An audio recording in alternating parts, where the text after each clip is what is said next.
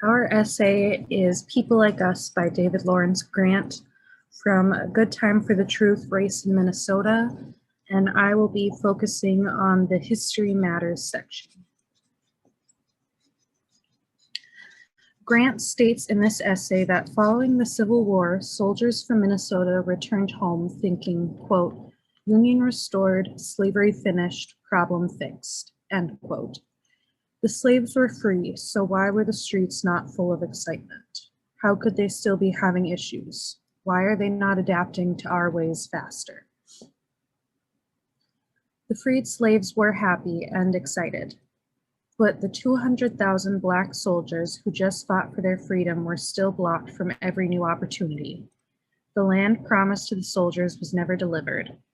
However, the white soldiers got to move into the underpopulated West to build prosperity that'll be handed down generations.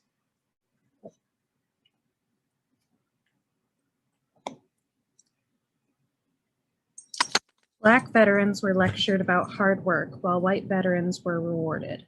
The freed slaves were warned that now that they've been freed, there would be no more assistance coming their way. They were expected to lift themselves out of poverty despite the obvious differences in privilege. Black codes laid out where Black people were allowed to go. They were charged annual fees for any jobs other than farming or serving. Slavery was gone, but it showed that, quote, America's real original sin was not slavery, but white supremacy, end quote.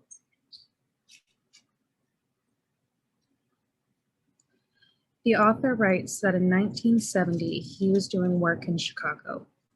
During this time, he told a friend that he was planning on coming to Minneapolis. The friend said, "Why?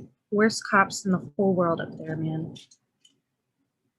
The author goes on to say that he volunteered at a substance abuse program in Minneapolis. While walking home one night, 3 officers jumped out of a car, guns in hand, cuffed and threatened him with an unregistered gun. The author then noted that many police officers have an extra unregistered gun in the event that an incident like this ends with the suspect dead.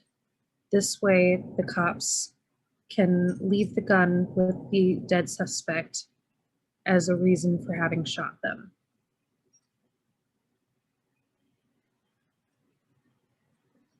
A liquor store had been robbed, and the author supposedly fit the description.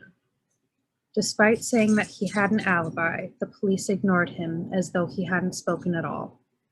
They arrested him, but it eventually turned out that he did not truly fit the description, and he was eventually released with no apology.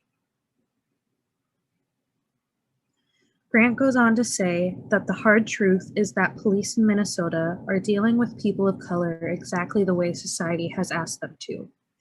People routinely find themselves locked away from equal opportunity.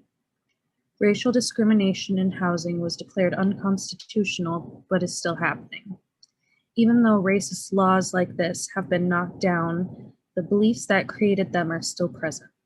Thus, it's not necessary to do anything wrong. Being young and Black or brown is a status crime.